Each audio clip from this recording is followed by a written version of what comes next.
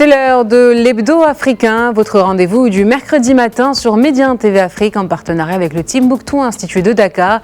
Et ce matin, nous parlons sécurité. Nous nous intéresserons particulièrement à la situation en République démocratique du Congo, dont l'Est du pays subit depuis des décennies les assauts répétés des groupes armés. Pour en parler, nous recevons Jocelyn Djeria, expert en résolution des conflits. Bonjour Monsieur Djeria. Et bonjour. Comme nous l'évoquions en préambule, la RDC, surtout dans l'Est, est la cible de tentatives de déstabilisation de la part de groupes armés. Qui sont aujourd'hui les acteurs identifiés, du moins les principaux, dans ces actes de déstabilisation? Effectivement, les principaux acteurs de cette déstabilisation sont des groupes armés qui viennent de plusieurs parts, c'est-à-dire que de plusieurs pays voisins, mais essentiellement aussi des groupes établis sur le territoire congolais. Donc, sur le territoire congolais, nous avons plusieurs groupes armés, parmi lesquels il y a les miliciens Nyatura. Nous pouvons aussi citer les Maïmaï. Et s'agissant des groupes armés qui viennent des pays voisins, vous savez actuellement la RDC est un grand pays qui est entouré de plusieurs voisins, parmi lesquels nous pouvons citer par exemple le Soudan du Sud, la RCA, le Burundi, le Rwanda, l'Ouganda. D'ailleurs, de l'Ouganda, nous avons un principal groupe rebelle qui est considéré par le gouvernement de la RDC comme un groupe terroriste. Nous avons les ADF qui commettent la plupart des exactions. Donc, c'est-à-dire, le Congo, la RDC est en quelque sorte une base arrière pour les groupes armés qui viennent des pays voisins, essentiellement des rebelles qui viennent de pays voisins, qui viennent s'approvisionner là, mais aussi qui viennent pour commettre des exactions et avoir une base arrière, une sécurité, parce que cette zone, pendant longtemps, comme vous l'avez souligné, est le foyer de tension en RDC. Face à ces menaces, l'armée congolaise peut compter sur la mission de maintien de la paix de l'ONU et le soutien de l'Union africaine.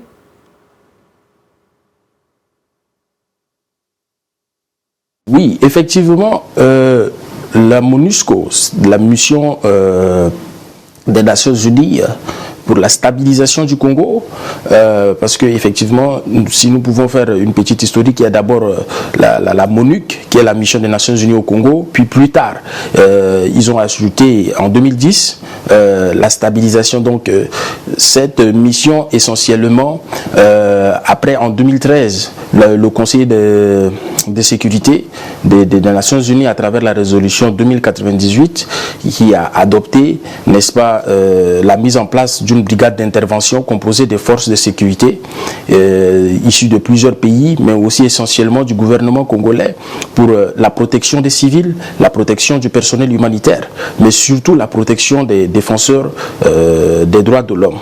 Nous avons aussi, pas seulement que cette force d'intervention, nous avons en RDC le gouvernement qui fait des opérations qu'on appelle les opérations antiterroristes, pour effectivement maintenir l'ordre, rétablir l'ordre. Et nous assistons aussi parfois à des redditions de groupes armés, c'est-à-dire qui viennent s'ils ne sont pas capturés, ils viennent se rendre et après, dès qu'ils se rendent, nous avons aussi le processus de DDR qui est le processus de désarmement, démobilisation et réintégration. Donc c'est un processus qui implique plusieurs forces vives. Donc nous avons les Nations Unies, le gouvernement congolais, mais à côté aussi nous avons l'Union africaine qui fait de son mieux à travers les résolutions du Conseil de paix et sécurité. L'Union africaine a lancé en 2004 aussi un centre africain d'études et de recherche sur le terrorisme pour effectivement étudier le phénomène de déstabilisation de la paix et de sécurité en Afrique conformément à l'aspiration 4 de l'agenda 2063 qui est pour une Afrique effectivement pacifiée et sécurisée. Après les décennies de chaos en RDC, le pays du président Tshisekedi peut-il espérer voir bientôt le bout du tunnel? Effectivement, tant qu'il y a la vie, il y a de l'espoir.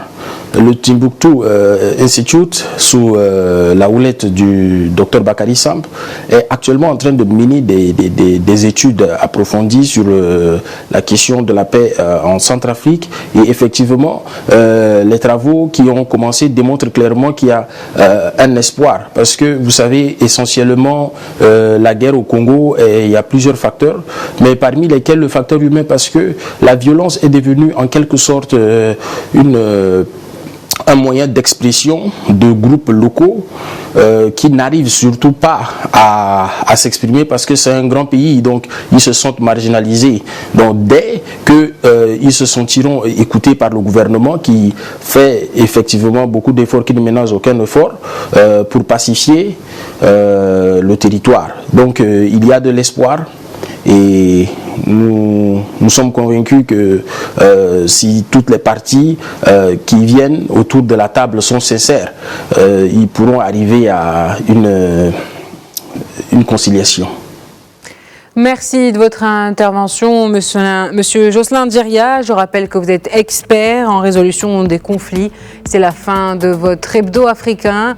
Merci d'avoir suivi ce journal. Restez avec nous. L'info continue sur Média TV. Vous pouvez toujours retrouver nos contenus d'information sur Média News, notre média digital, ou en téléchargeant l'application Média News sur votre plateforme.